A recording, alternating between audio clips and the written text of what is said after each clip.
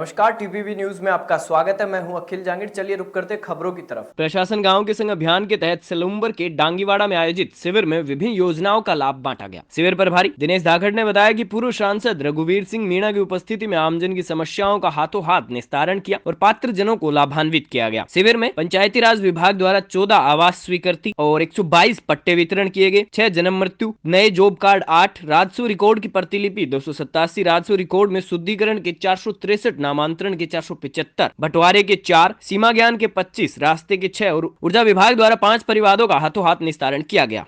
बारा के हरनावदा साहजी कस्बे में गत बुधवार को हुई युवा व्यापारी की हत्या के 5 दिन बाद भी हत्यारों की गिरफ्तारी नहीं होने से आक्रोशित व्यापारियों और ग्रामीणों ने जुलूस निकालकर पुलिस थाने के सामने प्रदर्शन किया। पुलिस व प्रशासन के खिलाफ जमकर नारेबाजी की गई और हत्यारों की शीघ्र गिरफ्तारी नहीं होने पर आगे धरना और उग्र प्रदर्शन करने की चेतावनी दी। इस दौरान तहसीलदार गोकुल प्रसाद सैनी के सामने भी लोगों ने जमकर आक्रोश जताया। बाद में उच्च अधिकारियों से बात कर दिए आश्वासन के बाद जाकर शांत हुए लोगों ने जिला कलेक्टर के नाम तहसीलदार को ज्ञापन सौंपा। तो लगभग 5 दिन हो चुके हैं और अब सब व्यापारी ये चाहते हैं कि उनकी जो भी असामाजिक तत्व है उनकी जल्दी से जल्दी गिरफ्तारी हो।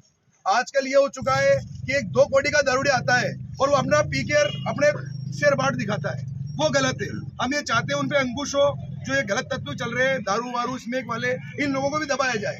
सबसे ज्यादा जीएसटी या जो कर चुकता है वो व्यापारी है, उसके बिना व्यापार संभव नहीं है।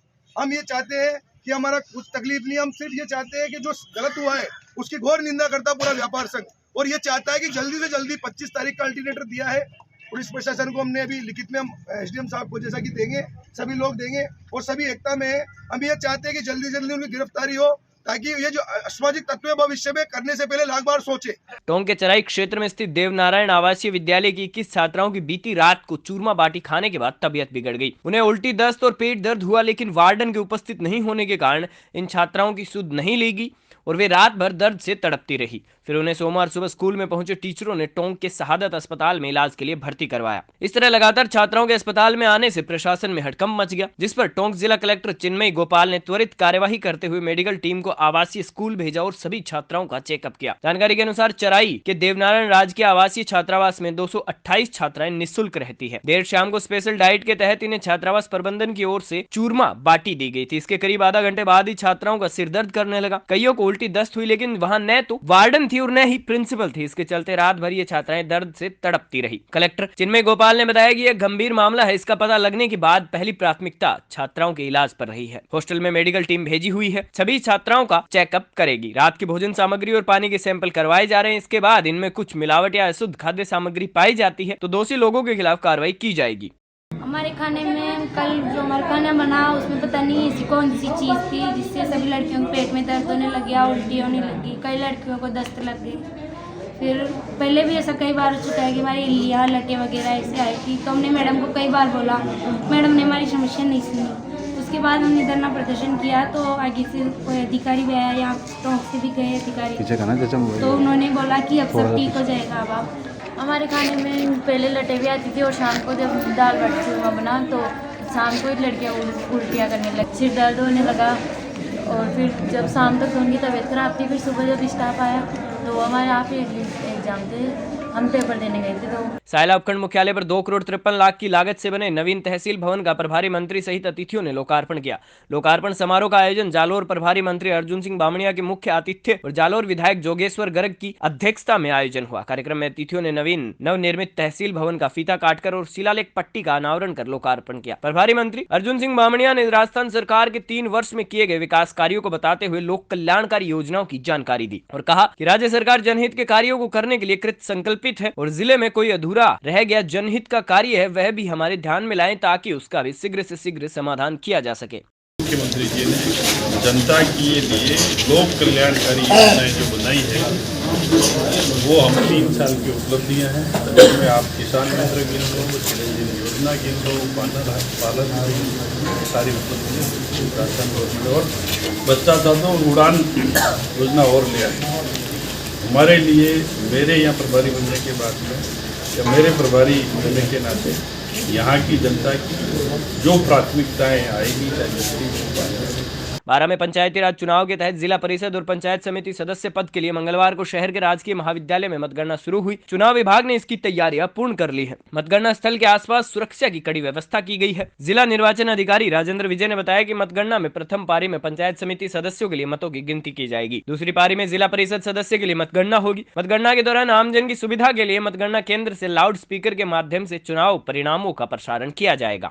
मुख्यमंत्री अशोक गहलोत के नेतृत्व वाली कांग्रेस की राज्य सरकार की 3 वर्षों को विफल बताते हुए भाजपा के प्रदेश व्यापी कार्यक्रम के तहत शहर और देहात भाजपा ने जन आक्रोश रैली से विरोध प्रदर्शन किया। शहर जिला अध्यक्ष अखिलेश प्रताप सिंह और देहात जिला अध्यक्ष ताराचंद सारस्वत के नेतृत्व में रैली का आरंभ रतन बिहारी पार्क से हुआ, जहां से पैदल मार्च केईएम रोड और शादुल सिंह सर्किल होते हुए कचहरी परिसर पहुंचा, जिसके बाद कार्यकर्ताओं ने कलेक्टर कार्यालय के आगे काफी देर तक जमकर विरोध प्रदर्शन किया। जन आक्रोश रैली और विरोध प्रदर्शन कार्यक्रम के तहत पार्टी के जनप्रतिनिधि मंडल, मोर्चा प्रकोष्ठ, प्रकल्प और बूथ स्तर के कार्यकर्ता और पार्षद बड़ी संख्या में लोगों की भागीदारी रही। पूरे प्रदेश में अशोक गहलोत सरकार अपने 3 वर्ष की उपलब्धियों को लेकर जश्न मना रही है, जबकि स्थिति ये है कि पिछले 3 वर्ष जनता के लिए बहुत भारी पड़े हैं।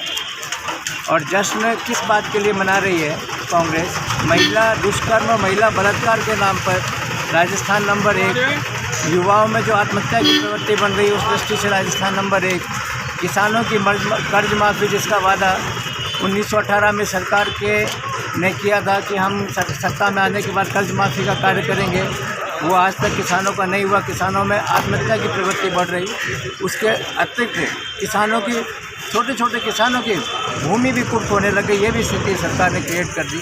तालेड़ा में बड़ौदा राजस्थान ग्रामीण बैंक की तालेड़ा शाखा की ओर से ठिकरिया कला गांव में बैंक की ओर से चौपाल आयोजित की गई। चौपाल में मुख्य अतिथि भाजपा किसान नेता एडवोकेट अनिल जैन तालेड़ा रहे। उन्होंने चौपाल में मौजूद ग्रामीणों को केंद्र सरकार की बैंक की योजनाओं के बारे में बताया। कार्यक्रम की अध्यक्षता शाखा प्रबंधक विमल कुमार जैन ने की। उन्होंने ग्रामीणों को बैंक से संबंधित जानकारी और योजनाओं से अवगत कराया। ठिकरिया कला गांव के नंदकिशोर प्रजापति की अक्टूबर माह में दुर्घटना में मृत्यु हो गई थी। उसके पिता को 1 माह में ही 2 लाख रुपए की आर्थिक सहायता केंद्र सरकार द्वारा दी गई है। लूणी क्षेत्र में बकाया वसूली और सतर्कता जांच करने गई विद्युत विभाग टीम के सहायक अभियंता और एक अन्य कर्मचारी के साथ मारपीट कर सरकारी दस्तावेज फाड़ने पर पुलिस थाने लूणी में मामला दर्ज करवाया गया है। पुलिस में दी गई रिपोर्ट के अनुसार विद्युत बकाया वसूल करने और सतर्कता जांच के लिए विद्युत विभाग की टीम कांकाणी गांव राधा देवी पत्नी चंद्राराम के घर पहुंची तो वहां पाया कि अवैध तरीके से विद्युत की चोरी की जा रही थी, जिस पर कार्रवाई के दौरान चंद्राराम और उसके पुत्र मनीष ने सहायक अभियंता सुशील कुमार सिंह के साथ धक्का मुक्की करते हुए मारपीट शुरू कर दी। उसके बाद पथराव शुरू कर दिया और एक अन्य कर्मचारी सुरेंद्र पटेल ड्राइवर के साथ भी मारपीट की गई। एफआरटी गाड़ी के कांच फोड़ दिए गए, गाड़ी में रखे सरकारी दस्तावेजों को भी फाड़ दिया गया। पुलिस ने रिपोर्ट के आधार पर मामला दर्ज कर जांच शुरू कर दी है। पास से गुजरती एलटी लाइन से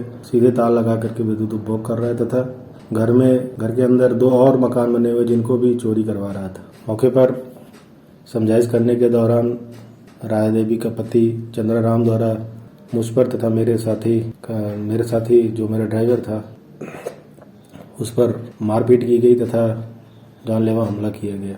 बुलेटिन में फिलहाल इतना ही। आप देखते रहिए टीपीवी न्यूज।